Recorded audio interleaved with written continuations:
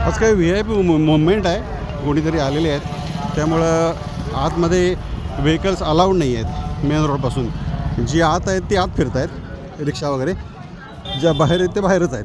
त्यामुळं आम्ही मेन रोडला रिक्षा सोडली आणि आता इथं आतमध्ये चालत चाललो आहे. स्लीपर घ्यायच्या होत्या म्हणून मी थांबलो होतो एके ठिकाणी. बाकीची मंडळी पुढे गेली आहेत. आता हळूहळू चालत जाऊन त्यांना गाठतो. एकदा का तुम्ही आत कुठेतरी वळलात की सगळं दिसायला सारखंच दिसतं. कुठला मेन रोड कुठला आणि क्रॉस रोड कुठला, सेक्टर कुठला आणि काय कुणाला काय माहीत नसतं.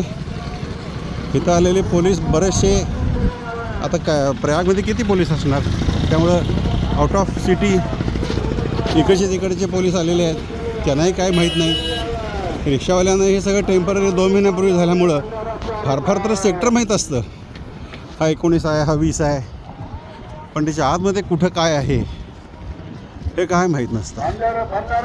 त्यामुळं आखाड्याचा कोणीतरी असेल तर तो सांगेल, किंवा आता काल आम्हाला न्यायला गाडी झाली होती, असं काय असेल तर ठीक आहे.